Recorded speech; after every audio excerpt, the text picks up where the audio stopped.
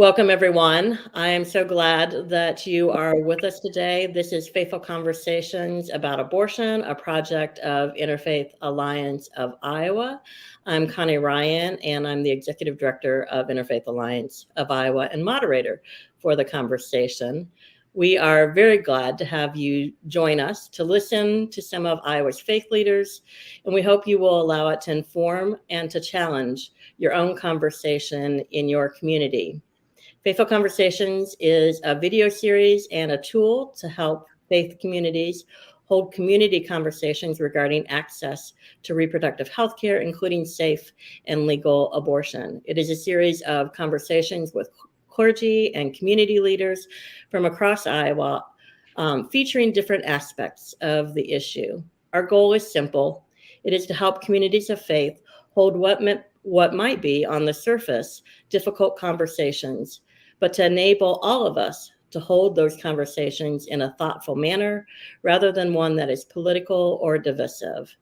Today's conversation about abortion is regarding the role of men in the fight for abortion rights. And we have with us a wonderful panel of folks from across Iowa, including Pastor David Borger Germann from Sanctuary Community Church in Coralville, Pastor Rob Johnson from Des Moines, Dr. Gregory Neal from Grace United Methodist Church in Des Moines, and Reverend Alex Thornburg from Heartland Presbyterian Church in Clive. Thank you so much for joining me today. Thanks for having us. Yes. Thanks for having us here. Yes. Thank you. So I'm going to just dive right in. And people of faith are often painted with one brush on the issue of reproductive health care and abortion care. And so through the lens of your faith, and I'm going to start with Alex, if you will, through the lens of your faith, share with us your beliefs about abortion and reproductive health care. So I kind of teased Connie before we started, and I said I want to be clear that our task here is to mansplain abortion access. So I wanted to have that clear. But obviously I'm joking. And I said, sure, you can just try that. and Bridget said it comes natural to us. So I'll try not to do that. So in my faith tradition, Presbyterian Church USA, since the 70s has been the driving force on questions about abortion access has been the affirmation that women are moral and ethical agents who can make the decision for themselves. I often kind of joke that my opinion or my ideas about abortion, which I fully support access to, is less important than the woman who's having to make that decision herself, and that's the driving force for me. I don't see any clear biblical evidence, any clear theological ideas that would say when life begins, when it becomes a fully human life. I tend to kind of rest on or tend to understand in many ways the Jewish idea that the soul enters the body at the first breath. But it really doesn't matter. To me, I have certainly opinions about it, but really what the driving force behind the question of making sure abortion is accessible is that affirmation that a woman can fully make that moral and ethical choice and medical choice for herself. Thank you, Alex. David, do you have a thought on this and how through the lens of your faith, what your beliefs on abortion and reproductive healthcare, reproductive rights are? Yeah, thanks. So I resonate certainly with everything you just named, Alex. And I would add one of the key frameworks for me in my own faith is the lens of compassion. I see God as a God of compassion, that is a key identification that we see in the Bible and throughout Christian tradition. I see Jesus's ministry as defined by compassion. And so that's the first and foremost lens through which I personally approach any ethical or moral issue, is through the lens of compassion. And that certainly shapes here when I think about reproductive health care and access to abortion. It starts with compassion and goes from there. But yes, to Alex's point, the assuming the agency of a woman for her own choices related to healthcare, I definitely resonate with that as well. Thank you, David. Rob, what would you add? First of all, Connie, thank you and Interfaith for allowing us to be on this platform, including myself. And to these esteemed colleagues of mine in the gospel, definitely want to honor them as well for their work, not just in ministry, but in life as we exude what gospel looks like. And sometimes that could be a hard thing because there are so many different interpretations, there's so many different viewpoints on what the gospel may look like. I want to be clear on one thing. Men supporting access to abortion is not a trendy thing for you to jump on top of and say, oh, because I want to support women, I'm going to jump on this and then I'll be able to be on a platform like this to talk about it. No. The point of us supporting this type of access goes far beyond what our religious belief may even say, because good public policy, when we look at communities, allow for moments like this to happen.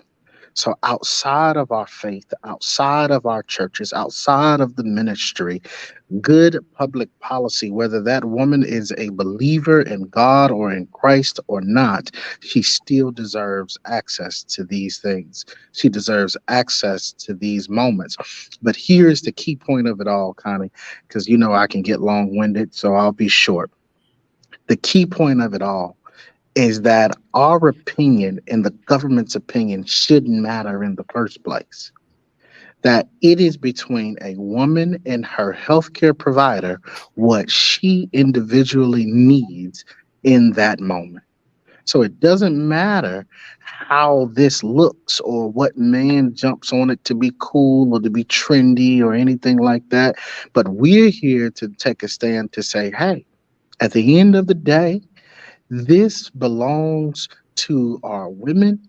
They need this access regardless of what is happening, regardless of what is said, and it is none of our business to be in their bedroom. Whatever she's using it for is between her and the God that she serves. It is not on us. But to limit that access because of a belief in religion, to me, is catastrophically wrong. Thank you, Rob. Greg, what would you add? Speaking personally as well as a pastor, I always tend to look towards the question of the sanctity of life, all life, both the life of the unborn child and the life of the mother, and the agency and integrity of the mother and her necessity to be able to make those decisions for herself in consultation with her doctors or healthcare providers and her family and her faith. And so I have always wanted to lean heavily towards deferring to that. Hence, laws that suppress the freedom to choose in this matter, to me, seems to be entirely contrary to the whole understanding of the sanctity of life, the life of the mother, as well as the potential life of an unborn child, which I believe is very important, but still we must defer to the mother, the woman, the pregnant woman. We must defer that direction. That's an element of my faith, recognizing the agency of people and their faith or their understanding as being important here, as being the most critical element here, is the agency of the pregnant woman in those circumstances. So that is where I stand. My denomination stands similarly. We support the right to choose We recognize that sometimes life conflicts with life. And while we support and believe in the sanctity of life, we also believe that a woman, in conjunction with her healthcare provider, her family, and her faith, should be free to make those decisions for themselves. Thank you so much. I appreciate you each sharing that each of your perspectives. So my next question for you is, as men and as clergy, both in both roles, what is the role of men in the conversation on abortion? And I'm going to start, go kind of backwards from where we were. And so, Greg, if you'll start us off, what's the role of men in the conversation on abortion? Well, I've usually wanted to step aside. I speak too much usually as it is, and most men do. And so it's important for us to center the voice of women in this. And that means we often have to step into the background, step aside, step out of the way for women to speak and to act. Therefore, for me, as both a pastor and as a man, it's important for me to simply help however I'm asked. I'm reminded of Aaron and Hur on either side of Moses holding his hands up. The important image there, we're to help, to support, to stand behind, and to help amplify the voice of women in this circumstance. Thank you, Greg. Rob, you kind of alluded to this when you were speaking earlier, but other things that you want to add to that. What is the role of men in the conversation on abortion?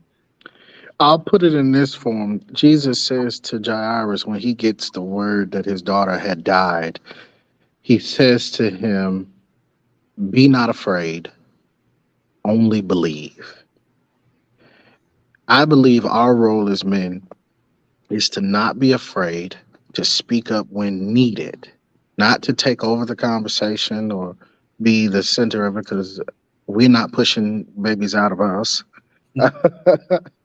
And I mean that, and so it's our job to be able to be not afraid to stand in and step up when needed, and not just be a supporter but a promoter. And then the believing standpoint, we have to believe in our women. We have to believe in what is going on, what is being said, what is being done. A lot of times we find we get these stories of, hey, something happened to me in the doctor's office and nobody believes it. Nobody was paying attention to this woman's health care and nobody believes it. It is our role in that moment to be able to be a voice, to bring the attention that is needed, and then, like Dr. Greg said, step aside.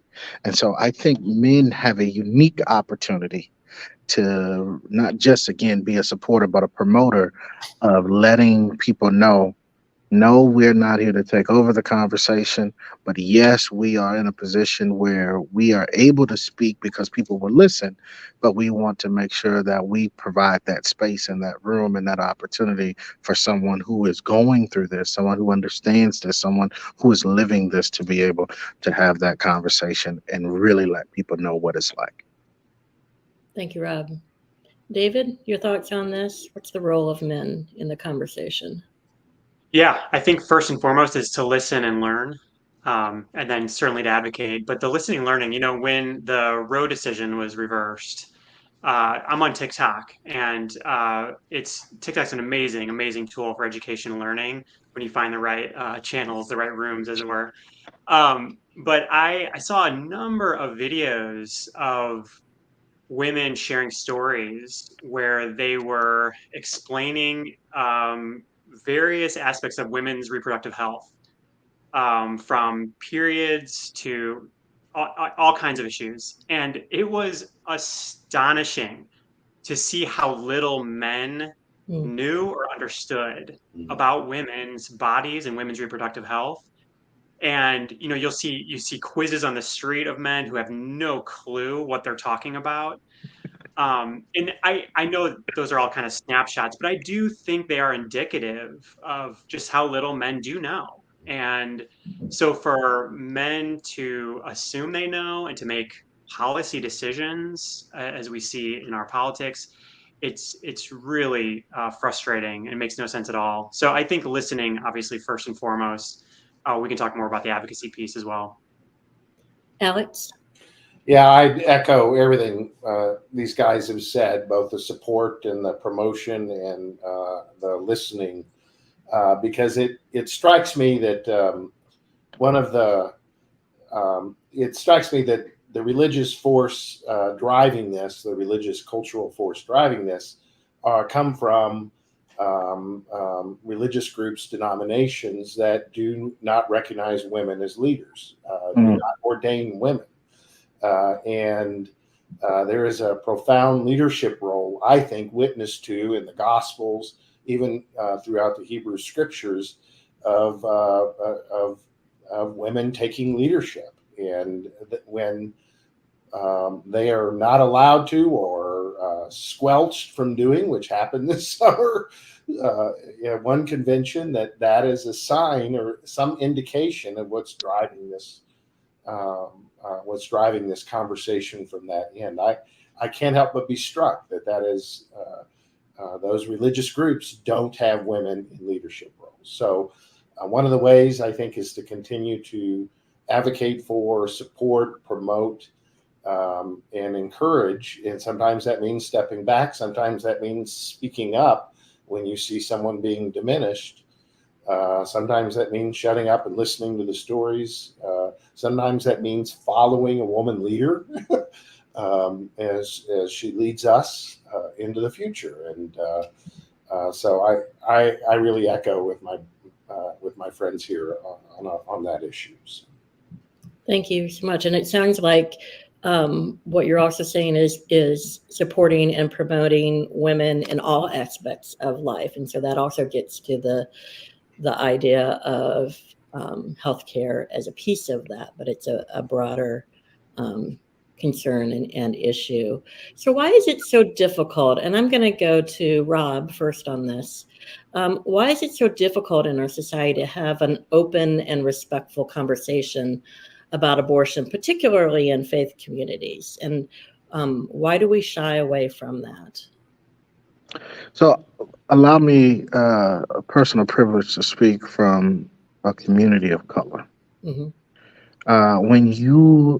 When you have a community that has, truth of the matter, been downtrodden, disrespected, and flat out policies written against them, anything that allows for the future of that community to be wiped away or gone or anything like that, you're going to have a pushback on it. And so when you see a lot of Black pastors or African American pastors that are speaking against it, it is truly coming from a place of this is how they truly feel in their heart and what they believe that God loves and that God is about all of this life as a whole. Coming from that, you'll hear folks say, oh, you see these popping up in Black communities, right? You see these around the corner in Black communities, but you don't see them in certain other communities. And so some may take it as a complete opportunity to wipe out Black babies, right? And let's just call it what it is. Others, like myself, see it as an opportunity where a mom has if we're honest, you don't just go in and get an abortion that day. That's not how it works. And as Dr. David said, I've learned so much. I learned that you have to go in. They make you watch a video. It's almost 4 hours long. You go home and then you come back the next day, and then that's when you make your decision, and then it is scheduled after that, right? And so the point that I'm getting to is I believe that it is difficult because emotions rise up. Things from trauma and past experiences rise up in communities like mine that say no, anything that takes away an opportunity for us to have future babies or anything like that, I stand against it. God stands against it. And that is where a lot of it comes from. My personal thought And this is what I have pushed to a lot of our pastors. My personal thought is that where are we before she gets to that point? Where are we? Do we have anything set up at the church where she can talk to one of the church mothers about this decision, where she could come in and get diapers or pacifiers or help with child care or any of these things, or help with food or milk or access to certain things to help her as she makes this decision? Because I can tell you that she didn't just come to this decision just by happenstance, that she probably got here from a lot of mental agony. And if we made it more accessible for people to come in and have a different place, you may have different results. But until we create that space within the church, you can never say, oh, it's just wrong, without offering some alternative solution to what this woman is going through or what is happening with her. So I think that the main reason, at least for the community that I'm in, is about future preservation of the community. Hmm. And my take on it is, if we're going to preserve the community, then we have to make sure that mom's mental health is taken care of before the baby even arrives. Thank you, Rob. I appreciate you sharing that perspective with us. Greg, why is it so difficult to have open and respectful conversations about abortion, particularly in faith communities? Because people feel so strong, this is my view, people feel very strongly about questions of life. And in many cases, they don't realize how close those questions and the realities are to them. Many years ago, in a pastoral situation, I had a member of one of my congregations who became pregnant at the age of 48. And she had heart disease.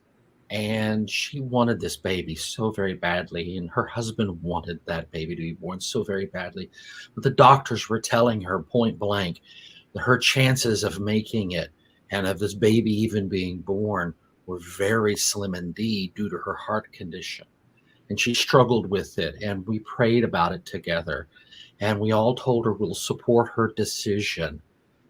And she finally decided to have that abortion. And it was the right decision. It was her decision, as painful as it was, but it was the right decision. And there were people in the church who were really upset about it. Mm-hmm.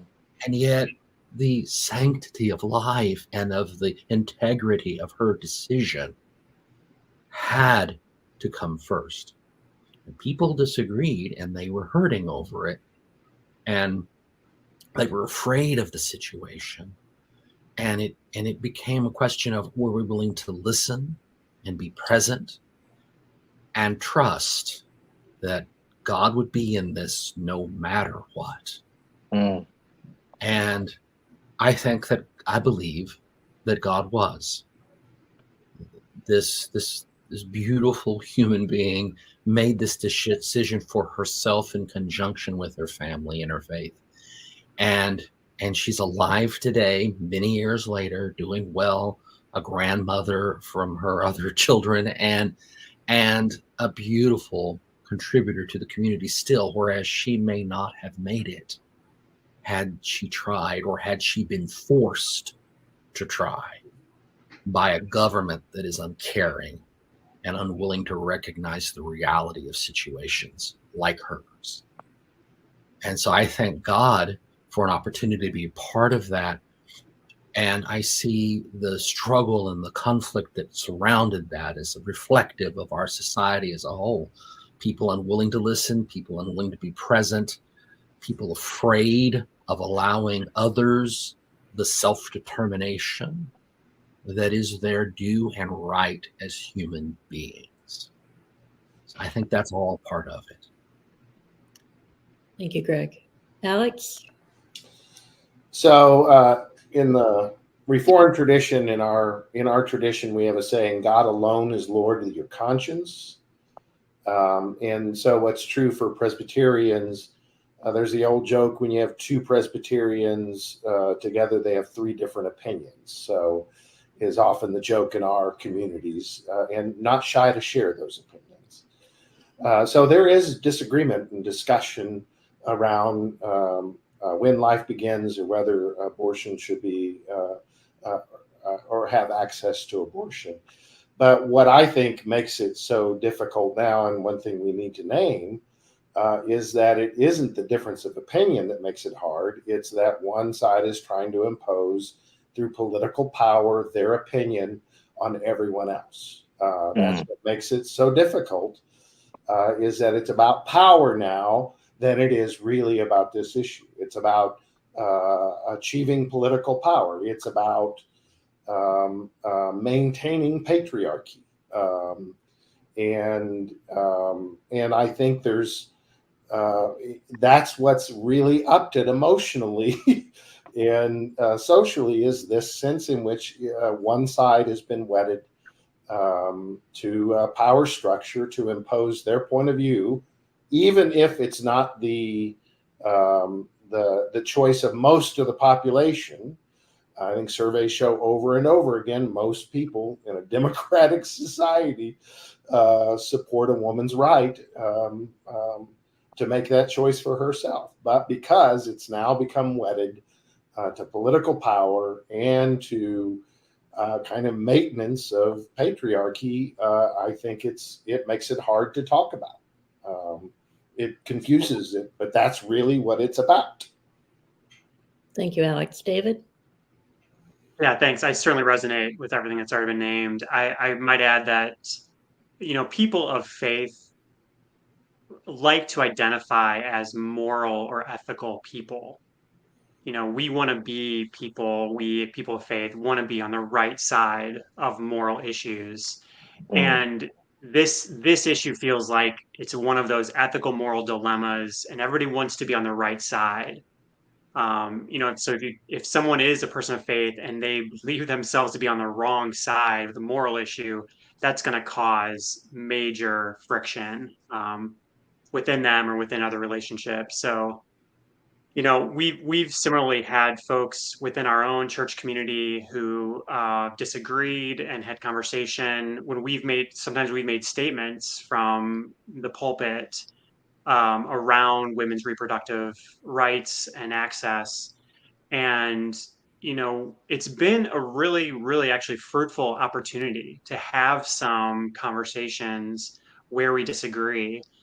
And I think part of the invitation of it was that we were allowing for a broader perspective on what is ethical, what is moral, and painting that a much more complex, nuanced picture, thinking about systemic issues or historical issues. There's all kinds of things there. So it helped and invited more conversation through the disagreement. Thank you. I appreciate that. Greg, I'm going to start with you on this next question. What do you see as your role, and I mean personally, your role in this fight for abortion rights, or the conversations on abortion rights, but the actual actions, and how have you been involved yourself? My personal role is both as a pastor and as a man is to be, as I've said before, supportive of women, to step aside, be present, to advocate. And I've in several settings in favor of reproductive rights, access to reproductive care for women, both when I pastored in Texas and now here in Iowa. And it's been very important to do that, especially in the context where so many others in the religious world are so negative, or at least perceived as you asked earlier about that broad brush painting, perceived as being negative, and the importance of being very active and positive. I also see this as an issue of intersectionality here, in terms of the rights of women just in general to be heard and to be agencies, moral agencies on their own behalf and on the behalf of others. As a a member of the LGBTQ community, it's important for me to be supportive of women in the full context of their lives as moral agents. And so I see that as an important element for me personally, to be there, to be present, to be helpful, to listen, to learn, because I've learned a lot over the last few years about this. I still am learning, and I prayerfully will always be learning, especially from those who've been through the difficult journey that involves abortion. I want to continue to learn from them as to the difficulties and the tragedies of it, and the powerful pain that it brings, but the necessity of maintaining that right to choose. I want to continue to learn from those who've been through it. So to be supportive, to speak when asked to speak, to listen always, to learn always, and to promote those political objectives as a private person, to support those political entities and agencies that will promote freedom of choice here and the access to reproductive care. Thank you, Greg. Rob, what do you see as your personal role in this fight for abortion rights? Personally, I have a niece. I have two blood sisters, and I have a ton of people who I am very, very close to that this situation could affect. Um, you know, when I take a step back and I look at this, I'm grateful for my son Elias being here. Yes, I am. Um, but if his mom's life was on the line, we had to make a choice. That would have been a very difficult choice to make, but not by me. It would have, she's the one who had to give up space in her body for 9 months. She's the one whose eating habits changed. She's the one who threw up for 4 months. She's the one who couldn't eat certain food anymore and needed ice at 2 a.m. in the morning. It was all on her. All I did was sit there. That was it. And so I'm grateful for Elias James to be here, but I also understand how important and delicate that moment in that situation was. And so I believe my role in this, not only as a promoter and a supporter, but also to create space. I understand my role in our community as a leader, and I haven't given myself that title, others have, and I have accepted it. And because that platform is on me as a leader, and if people are going to listen when I speak, then it's important for me to, number one, know what I'm talking about, but also to make space in this area for people to be heard that may not have been able to be heard before. Thank you, Rob. David? Yeah, thanks. I definitely think personally, I have been committed to learning a lot. So reading about history, reading and understanding other people's stories, and then talking fairly openly and frankly with friends and loved ones about it and hearing their perspective, advocating for my own, where and when possible. And then publicly, I've certainly stepped out to make public statements. I have as a pastor, as a person, I've made TikToks in support of reproductive healthcare for women. And my goal there, frankly, is to present an alternative to the dominant white male Christian voice around this issue. And so I'm just very clearly not sort of the dominant voice, what gets the most airtime. And unfortunately, that does garnish some well, just a lot of dumpster fire comments, on online social media, which is expected. But it also, I hope, invites conversation and gives people some encouragement that there is a faith, a Christian voice in support of women's reproductive rights. Thank you. Alex? Yeah, I really resonate with that, David, because that's a driving force for me as well. And again, I guess a personal, professional kind of ministry of presence, to have your body physically present at rallies and at points in which it's good to be there physically present, even if you're not speaking, but be present to show that there are men who support this choice. And I'll share real quickly a story. I was at the reproductive justice rally. It was that a few months ago, and I was standing with some clergy because we tend to flock together. I don't know why, but and we're wearing things that indicate we are clergy, and we're visiting, and again, it's a packed place. It was really packed and chaotic and loud. And this young woman comes up to me and another colleague, a woman colleague minister, and she was kind of had tears in her eyes. And she said, I just got interviewed on TV and it was really scary. And we were responding to her, hopefully, as pastors do. But I didn't fully understand until I saw the sign she was sharing, she was holding, which said, I had an abortion.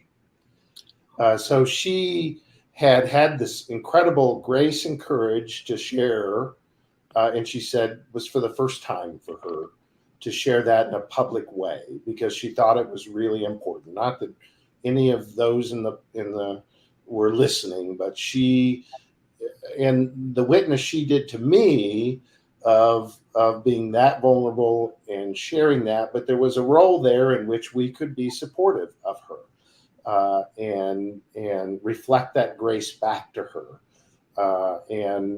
So I thought it was interesting she approached us, and that there was a space there where she could feel like she could share that and feel cared for in the midst of that. And I hope she felt cared for in the midst of that. So that was very meaning. That was the most meaningful thing that happened to me that day, other than the great yelling and sign waving and speeches. It was just that brief interaction with this young woman who had the courage to kind of share her story. It was amazing. Thank you, Alex. You know, Connie, I'm sorry. Oh, go ahead. It's just interesting to me, you know, with us four men on the line, that this is this is what support looks like in situations like what Dr. Alex was just sharing, because I, I hate to do this, but I'm going to do it. I'm going to go ahead on and do it. Men, we play a role whether we think we do or not, right? And we absolutely play a role. And when we show up, it is important, as Dr. Alex was saying, for our presence to be there. And as Dr. David was talking about with, the dumpster fire of comments on on TikTok. Oh man, yeah, I mean they couldn't come in fast enough. I'm assuming, but this isn't what's cool or trendy, right? Each one of us take a moment to really truly reflect on something that doesn't necessarily touch us as a person, as if we are men, but it touches us as a person, as if we are heart and compassionate and loving and caring. You always see me put on social media hashtag love wins. Mhm. And if anybody was ever wondering what loving looked like outside of someone you're romantically involved with, a husband or a family member, this is what love looks like. When we are able to gather together different people, different religions, different backgrounds, different races, different thoughts, and support something that doesn't necessarily affect us individually, outside of that it may affect us from somebody that we may know individually. And so this was great. I just had to say that because this is a moment that people could truly say love really does win. Thank you, Rob. I have one final question for you, and this coming as from the perspective of active clergy in your own communities, talking to other faith leaders, talking to other clergy who may be part of these conversations. And what would you suggest to them, to other faith leaders, other clergy, and faith communities in how to approach a conversation in their own community, particularly when people in the pews, so to speak, don't necessarily agree on this topic. And so what are some of the suggestions that you would give to other clergy, other faith communities? David, I'm going to start with you. Yeah, thanks. The first thing that comes to my mind is to normalize disagreement. To expect that, normalize it, and embody a non-anxious presence around that ourselves. The leaders do that and can set the tone then for the rest of the community to say, sounds like we disagree about this. So that'd be my first thing. Thank you. Alex? David said it to me earlier. David said it earlier, something in listening to the stories of women and being able to have those stories front and center. Again, the emphasis on women's stories and that needs to speak for itself. Storytelling is a great way, I think, for communities to connect even over disagreement. We may disagree, but this is where I come from. This is my story, or this is your story, and at least I can listen to the story. But I will say also it's important that male clergy have the courage to speak out about these issues, and even from the pulpit. It is obvious, again, I've said this earlier, in reading the Gospels, that Jesus, the women were the first evangelizers of the resurrection. The men had run away, but the women, in just story after story, in my tradition of Jesus, lifting up women as symbols of faith over and over again, and you can't read it without seeing it. And so it's not that you have to argue for abortion access, though that could be something to say from the pulpit, or for choice, but it's to lift up women as full moral partners in this world in which we live, and in our faith traditions in which we live. And anything less than that is less than biblical, I would argue. So, thank you, Alex. Greg? Expect opposition and pushback. Be patient. I didn't get to the point that I'm in today overnight. I started 35 years ago being rather conservative on this issue. It was coming into contact with real people and real circumstances and real situations that caused me to start to change my mind. And again, it didn't happen overnight. And so patience is important too.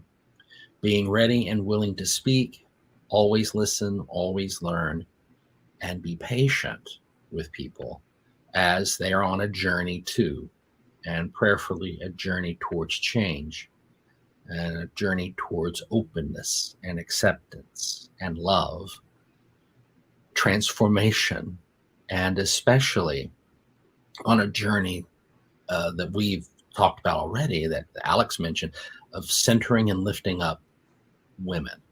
Very important, very critical for me. A woman was very, very influential. A woman pastor was really influential in my accepting my call to ministry. I thank God for her, and I've always seen that as a calling that I have to make sure that the women around me who are discerning a call respond to it, and I open doors and make way for them to become more active as well. So, yes. Thank you. Rob, what would you suggest to faith leaders and faith communities? What I said earlier, be not afraid, only believe. Believe in what you're saying, believe in what you're doing, believe in what you're standing up for, and believe in who you're standing up for. Thank you so much. Thank you to all four of you. I so appreciate your willingness to be part of this conversation and to share your perspective in this. I am grateful to each of you, Reverend Alex Thornburg, Pastor David Borger Germann, Pastor Rob Johnson, and Dr. Greg Neal. I am grateful to each of you. And I want to thank each of you who are watching as well. We appreciate your willingness to listen and engage in the conversation. For more information about Faithful Conversations about abortion or Interfaith Alliance of Iowa, you can go to our website at interfaithallianceiowa.org. But for now, thank you again to our panelists, and take care to each of you. Thank you.